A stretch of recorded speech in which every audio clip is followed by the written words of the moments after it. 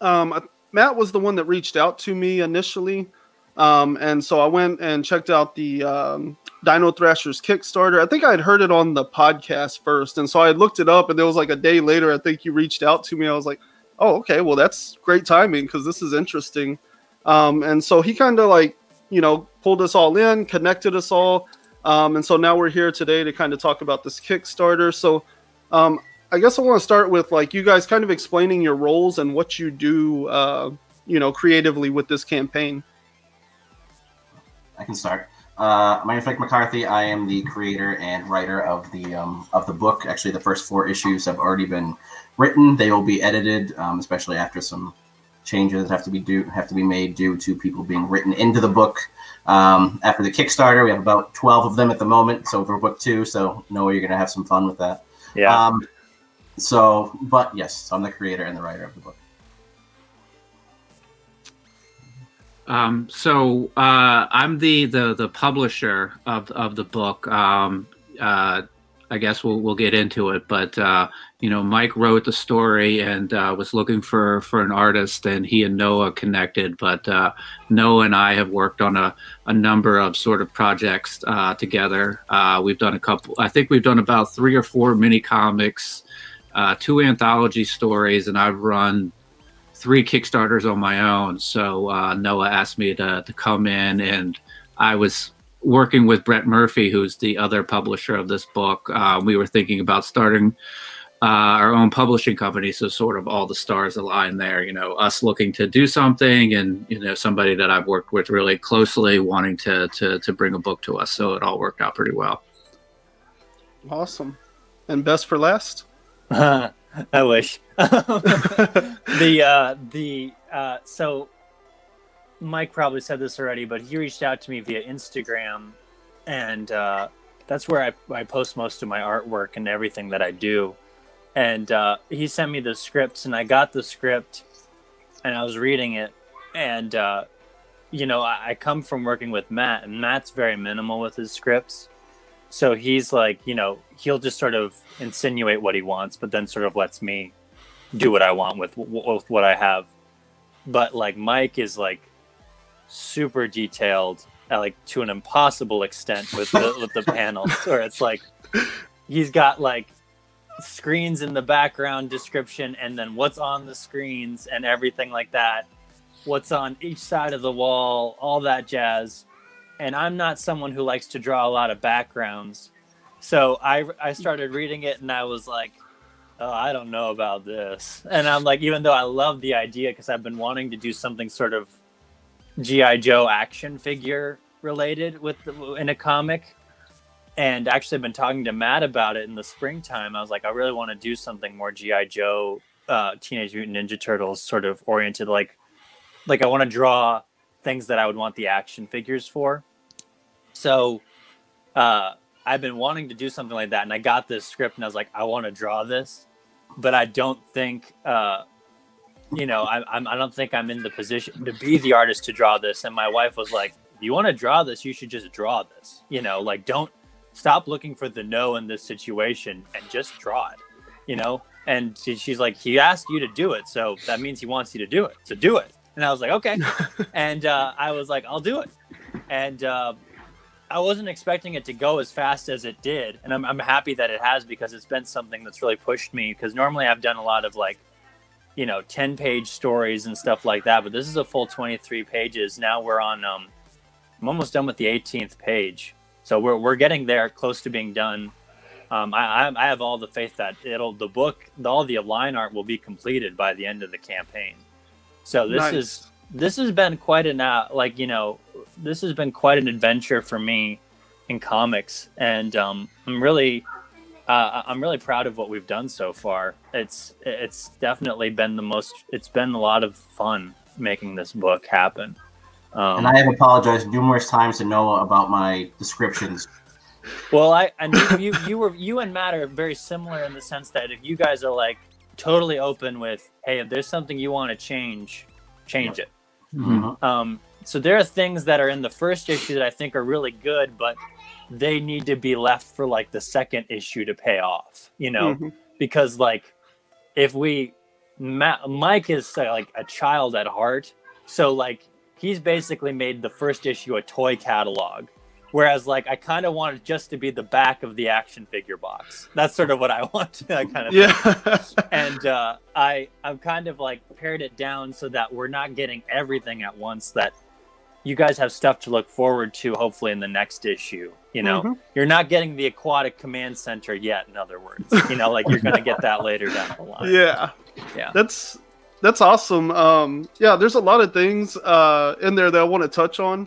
So one thing I always like is how like the host will like talk about the project, and then the creators, they always talk about it in a completely different way. And I think those two versions always come together the best. So I want to kind of introduce the book, and then y'all can go back and touch on it. But it sounds like I got a lot of what you're talking about already just by looking through the Kickstarter and the images and stuff. So what really blew me away whenever I pulled this up, I was like, this is so 90s, because I was born in 88, so I'm 32 years old. You know, most of my childhood was like that mid to late 90s when everything was a Teenage Mutant Ninja Turtle ripoff, where it's like, here's some kind of garbage story for how these animals became human-like, and now we're just going to have a 300-episode series about them having fun. And not to call your like intro garbage, because I don't mean it like that, but in essence, like looking through the Kickstarter, I was like, okay, this feels like those shows where it's like, okay, here's this thing that happened, and we're gonna like get through them turning into like human-like so that we can get to all the fun. And that's what caught my eye the most, was like Dino-Thrashers. Looking through this, it was like, this feels like I'm gonna be watching Street Sharks or something, where it's just like 30 minutes of like the most fun you could imagine, and lots of bright colors, lots of action, maybe some lasers or something. You know, and it also reminded me a little bit of like not just like Transformers, but especially the dinosaur ones. You know, I was like, oh man, I could so see like that particular version of Transformers where you have these two opposing factions that are like basically showing up on Earth and stuff. So I guess why don't y'all go ahead and talk about like where your influences come, because I think you are a little bit older than me, but we're still touching in that same generational era. Yeah, well, I was born in '82, so I'm about 6 years older than you. So as I've told Noah this in numerous times, while I do my writing, I have YouTube going, and I'll have 80s and early 90s cartoons just streaming through the background. A lot of the actual inspiration for the characters is DINO-THRASHERS, which was a cartoon only about one season, maybe. I think it was like 89 or 90. And a lot of it's the same type of situation where they came to Earth and they were battling back and forth. It is so cheesy if you can actually find episodes of how bad the actual writing is in those.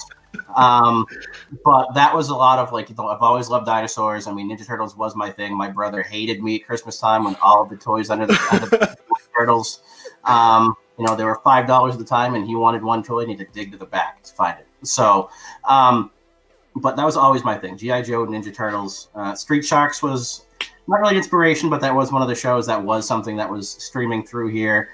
He-Man, maybe sometimes. I mean, there's very little to do with that. But Turtles was definitely a big inspiration for me. I mean, Kevin Eastman, obviously, that was like one of the first comics that I actually read when I was a kid. My older brother had it, the black and white with the red, and that was it. So awesome.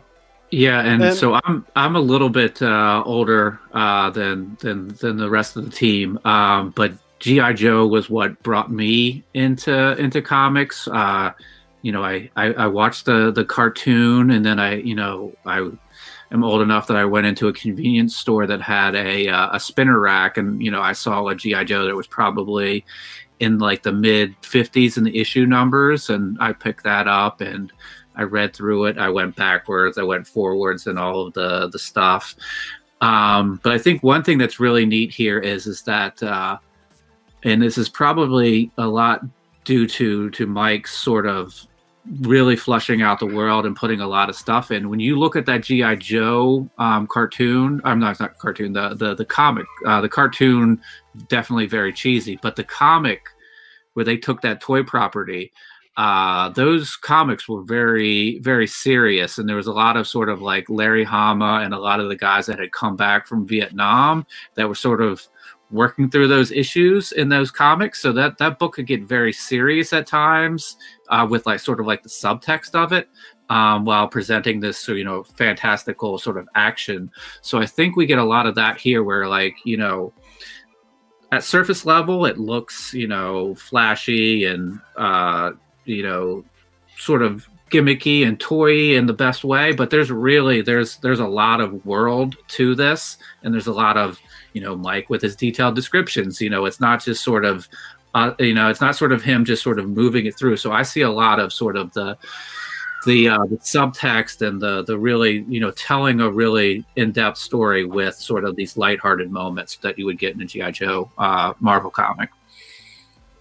Yeah, that's definitely something I love is when they can like layer a story like that. When you have a writer that's able to say like, I'm telling this story, but I'm also like building this background behind it. And you're leaving these plot threads open, you know, and some of those things, like, you don't have to touch, but, you know, some of them you can come back to later, you know, with success. You know, I'm sure there's probably a million, you know, examples of franchises where they wrote something offhanded in a book and then they lasted longer than they thought. So 25 issues later, they bring it up again, you know, and I think that all like goes into, you know, the writer being able to like, and even the artist, like being able to live in that world and see beyond the page, you know, to be able to see like this is going on in this world, you know, this is happening in the background. So, you know, like I said, I do hope that we get a lot of that, you know, but also looking through the Kickstarter, it's like this looks like so much fun, you know, that I do hope there are deeper threads that will carry through beyond just this first issue. And talking to y'all so far, it sounds like there are plans beyond this. So I guess kind of where y'all at on the whole like world and mythos as far as that's all concerned? Well, as Noah already knows, there are already hidden things within the first issue that are going to come up in issues starting at 4 and going beyond that. So I've already kind of have the first 12 issues planned out at this point. The world, we actually changed the location of it, I think, what, like 4 pages in, Noah, after we started, because it really wasn't that big of a deal where it was located, whether it was, you know, up in Montana or whether it was down in Arizona. It didn't really make a difference because it was kind of the same scenario and the same background situation. But there is definitely hidden things, you know, hidden words that will pop up, and it will lead to a lot more as the story goes along. Yeah, and a lot of that'll be done in just little sort of like background details, like words on screens, little things like I sent you a page. There's some dog tags that sort of play a part on one of the panels. You know, that's something that'll come into play later on. Mm-hmm. And actually, I built upon that because I was like, I really wanted to. That was something that like that was in the script, but there wasn't a panel description of it. And I was like, I really want to lay the threads for this for next issues. So originally it was just going to be one person looking at a dog tag, but I wanted it to be 2 people cross-cutting between 2 of them looking at the same dog, sort of like a same dog tag. And like, so I'm having fun with that. But also another thing I'm having fun with too is sort of Matt and I, like when we first started doing comics, is we would sort of like doing the short comics, we would try to do this like connected stuff. So like Matt and I did like 2 short stories, and I put the symbol from one of the symbols from the first story into the next one, and then Matt was like started writing it in to the other like the other stories and stuff like that. He's like, here's where you can put the symbol, that kind of thing and stuff like that. Yeah, we don't have anything on this book, but we do have. I did sort of just to give Matt some nods. I put in one character from one of our other comics in there at one spot, and I was like, here he is, that kind of thing, like just to sort of give him a nod and sort of maybe hint at maybe Dino-THRASHERS is a part of this Forever Comics title right here, that kind of thing. So nice. I'm playing a little bit with what I can do in there, and also throwing in nods to my favorite stuff as we go. I like doing that, so yeah, it's not like ripping it off. It won't be too blatant, but to me, I'll be like, haha, yeah, I stole that kind of thing. Yeah. No, I feel you on that. I think we all do that when you're creating anything, you know, like you see all of your own influences so clearly, you know, and you're like, oh, everybody's going to call me out on this or that, you know, and then it's really like such a light touch. It just means so much more to you that you see it right there, you know? Yeah, but so true. Yeah, Noah and I like to use the term steal like an artist. You know, you're taking the influence and you're using it, but you're stealing like an artist. You're not just sort of plagiarizing or pulling it directly. You're sort of wearing those influences on your sleeve and doing it creatively. So it's only 75% a shameless ripoff. There's 25% that's like a brilliant creative decision. So that makes it so it's not illegal, Noah. So exactly. Yeah. I don't know. Making the right references at the right times in the right way, that's definitely got to be its own art form, you know? So not too much theft, I don't guess. Yeah, Mike's got a lot of that good stuff like that in the script too, which really helped. Yeah. Oh, that's awesome. Yeah. One thing that I did also want to touch on too is, you know, it's published under Ageless Comics, and that's Matt here. I thought that was really interesting because I go through a lot of Kickstarters, and it's very rare that I see one with a publisher listed in any way or anything like that, or that there's any kind of like publishing structure there, I guess. So, like, I guess, you know, how did you get into the position of publisher?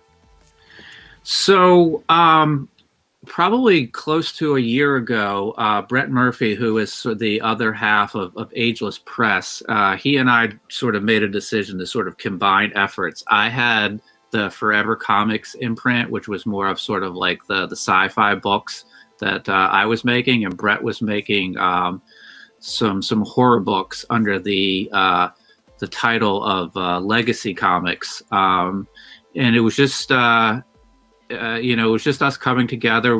It's just, you know, we were thinking combined effort, we could sort of pull those two resources together and sort of try to publish some books. And a little bit behind the scenes, we were looking for a name, and he was Legacy and I was Forever, and we were trying to think of something, and we went with Ageless because it worked really well, but it also, if it was ever in a catalog, it would be at the front or close to the front of the book, so that somebody, before they ran out of money and got to like the W's, they wouldn't.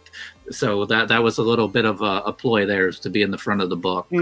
So, isn't that part of the mythos for ABBA, the band? Like their whole thing was like, if we go with AB, then we'll be at the front of like all the catalogs and phone books and everything. Oh, yeah, I love that we're being compared to ABBA. That's awesome. That, and the other one I know is Amazon. He had a different name originally, and he changed his name to Amazon because everybody found you in the yellow pages. So AM was going to be like right there at the beginning of the yellow pages or whatever. So that's where he got that. But I prefer ABBA, but the Amazon comparison is also pretty good too. Well, see, you are going to start out being like you are going to be as prolific as ABBA, but then you're going to take off with the Amazon success. You know, that'll be good. Like become ageless. Could we add that to our banner? That would be great. There you go. Prolific as ABBA, as successful as Amazon. That's what. Right that's there. What, that's what our Boom. slogan should be. Ageless. There you go. Nothing better. I love that. So, I guess as publisher, does that mean that you're also responsible for like shipping and order fulfillment, or are these creators just going to give you the book and you're going to get it out to your backers? So yeah, I think it's going to be a combined effort. I know that Mike has done a lot of outreach to shops in his area, and I've done some outreach to shops in my area. But really, once the Kickstarter's over and the books go, you know, we might do a thing where a third of them go to Noah, a third of them go to me, a third of them go to Mike, and then we're all stuffing envelopes and sending them out. But yeah, we've talked about sort of trying to do it regionally, but we have some plans for that. But you know, I've also sort of in the past with Kickstarters, I've had sort of packing parties where I've bought my kids a couple of pizzas and said, here's some envelopes. I'm going to address these. And you carefully put I give them the rundown. I'm like, carefully put the book in the envelope and seal it up, make sure it's all tight. And for a couple of pizzas, I can pay them off to stuff envelopes. So there you go. Yeah, that's awesome. Friends will do it for pizza and beer too. And we just got our 12th store about an hour ago too. Oh, sweet. Cool. Yeah. Yeah, we actually have like one of the things that we're doing differently here, this being under the publisher's Kickstarter account and not the account that I had run my solo sort of Kickstarters around. We have retailer tier, so we're looking to, if we can send 10, 20, X amount of books to one address, to a brick and mortar, comic shop or somebody else who's interested, we'll do that as well. So that's one of the difference between running like sort of like a solo entrepreneur Kickstarter and running this as a publisher. Yeah. Yeah, I've seen that's kind of seems like it's become a thing lately is people offering like basically like retail tiers so that so that they can get them in there, which I think is absolutely incredible. And I guess that kind of leads into the other question I would like to ask you guys as Kickstarters yourself. How do you see that in the industry? Because for me, like, I really like Kickstarter. I really like self-starters and things like that. And especially since quarantine and Diamond closed everything down, it seems like self-publishing has become such a huge deal lately. And people are really enjoying going that route. And you're seeing, like the retail tiers and Scout Comics have picked up distribution for a lot of successful projects and stuff. So I guess as people that are in that kind of business yourselves, what do you think about, where the industry is headed and what, a lot of the self-publishing means for not just the big two, but like the indies, Image, Boom, all of these guys? That's kind of their field too in a certain way, and that's kind of diverting attention. I don't know if y'all have any thoughts on that. Matt? Yeah, so there's been an interesting sort of 2020 if you look at it. You see sort of like March was when we all sort of realized how serious this was going to be and that we were going to be at home for a while. And then you saw a lot of creators that were realizing that sort of that early spring con season wasn't going to be there, and the summer season was in question, the fall season was in question. So then you started to see a lot more Kickstarters, and then you were seeing Kickstarters from people that you might not necessarily expect to go to Kickstarter. Jeff Lemire went to Kickstarter. Scott Snyder went to Kickstarter. And then recently, Keanu Reeves and Boom came to Kickstarter. The same day as ours. Yeah. Thanks, Keanu. You stole our thunder. Yeah. But I think it's twofold in that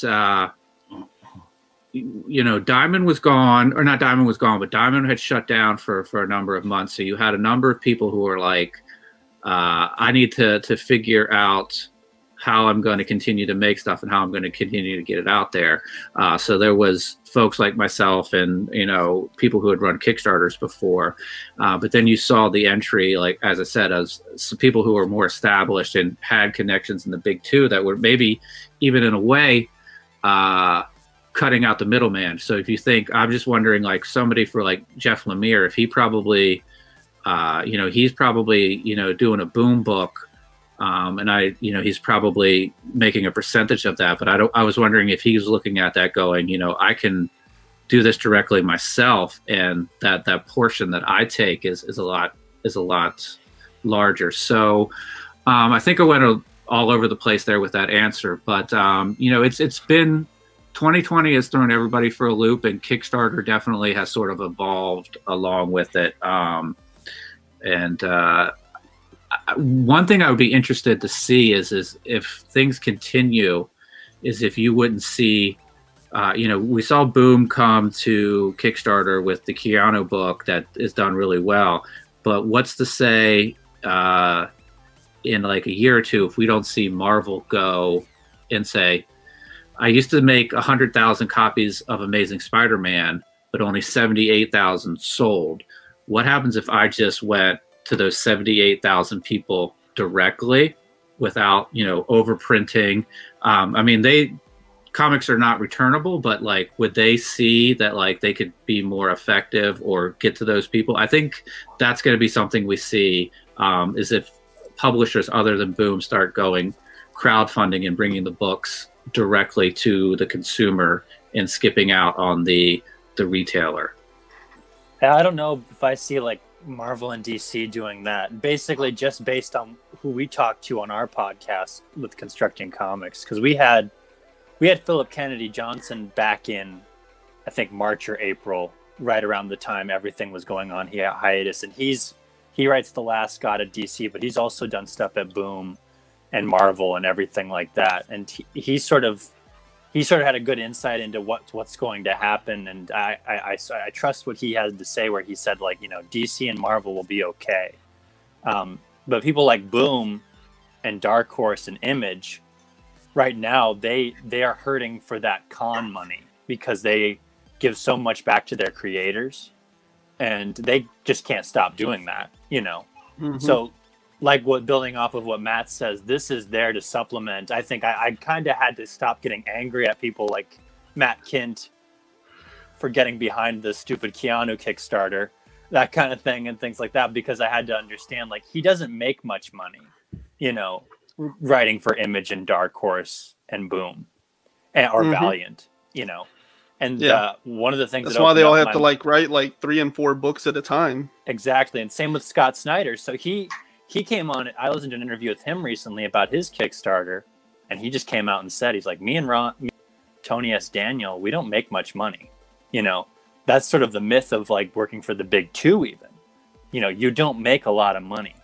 And that's what cons are for, to supplement what you can, you know, what you get out of it.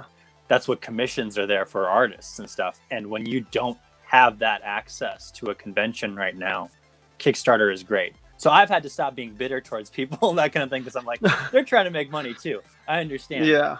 But also, I think one of the things that I kind of don't want is to sort of like, I kind of got angry because I thought it was a competition. And it's not, because I don't go to a comic shop and I'm like, well, I can only get one comic. That kind of thing, you know, where it's like, and Kickstarter is sort of the same way too, where it's like, or even when I go to a convention, it's not like I can only get one thing. And that's an average person. So the average person can pick up multiple and back multiple Kickstarters at once, you know, based on, and all it is if people really want to read your book, they'll come and find your book, you know, whether that's on Kickstarter, at a comic shop, anything like that. So you have control of making the book good, but at the same time, the audience has to find it for itself. And Kickstarter is amazing for that, because you can have the baked in audiences, but you can also have people finding it and discovering it and then making the audience. That's amazing. And so, And to add on to that, I think one thing that, to Noah's point, if you think about it, if Matt Kent or Keanu Reeves bring somebody into the Kickstarter ecosystem, and then they came there because they saw some Keanu thing, and now that their card is in there, their profile is in there, they're more likely to back somebody else or see something that's interesting. So just introducing them to the Kickstarter ecosystem is helpful to indies. Yeah, because I had outright, like Noah said, like I kind of revolted against them. Like, what is Scott Snyder doing? What is, why is Keanu Reeves? And, and I spoke a little bit with David Pepos, and he had his OZ campaign recently. And he's like, he was telling me, he's like, in the short term, I think this is good because, he launched on the same day as Scott Snyder. And he's like, there was a lot of eyeballs that came to my project just because they were on the website for him, And so short term, that's good. I do kind of put the onus on Kickstarter because they have this amazing like Explorer algorithm and stuff. Like I can spend hours a day just like going through their algorithm and like finding different projects, So I think the onus is on them to kind of make sure that, it doesn't become this thing where there's like these giant creators and people are just in and out of the website to get to them, you know? So that's my one concern in the long term is like, I really hope Kickstarter is able to manage it so that people aren't coming and leaving, because it's just like the Apple or the Google ecosystem, you know, like all my credit card information is in my Google account. Anytime I go to a website, if it says log in with Google, I'm more likely to buy a product from that website because I won't have to do anything. I click it and it shows up, you know. And so what's your Google password? Just want to write that down now. And your email. Yeah, right. now that I know, so you do make every purchase with Google, right? So all your credit card information. Yep, that's it. Send it through the PayPal. Yeah, well, that's a great point though, because that was sort of the things that I thought like you know, when Keanu did it, I was like, God damn it! That kind of thing. Like, there goes all our business. But the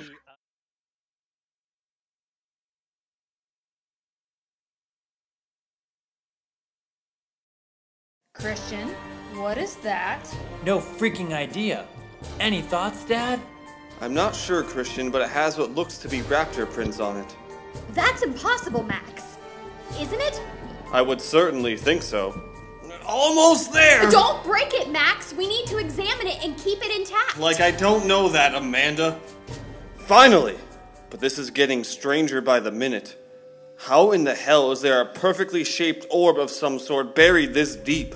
Dr. Tracker, let's get it to the tent and examine it. You're right, Shelby. Let's all move inside. Amanda, what do you think of these designs all over this object? How were they carved into it? They aren't even carved, Max. They're like etched or lasered into it. What the hell is this thing? And look at this piece. It's not even rock. It's some metal of some sort. My readings are off the charts, and the carbon dater 3000 can't even tell us what this thing is made of, but it says that it's 4 million years old. I just don't freaking get it. It's like the what came first riddle, the chicken or the egg. Where in the bloody hell did this come from? This is quite the brain teaser that we need to figure out and not rush into. Ah, screw it. There's only one way to find out what this is. What the Dad? Watch your mouth, Christian! Christian's right! Max, you have less patience than a 2-year-old. That could have been a bomb or something. Be real, Amanda. Bombs didn't exist 4 million years ago. But neither did buttons and lights, so what do I know? I hope you're right, Dad. That was quite the light show. Does anyone else feel the ground shaking? What in the world? Not from this world, human.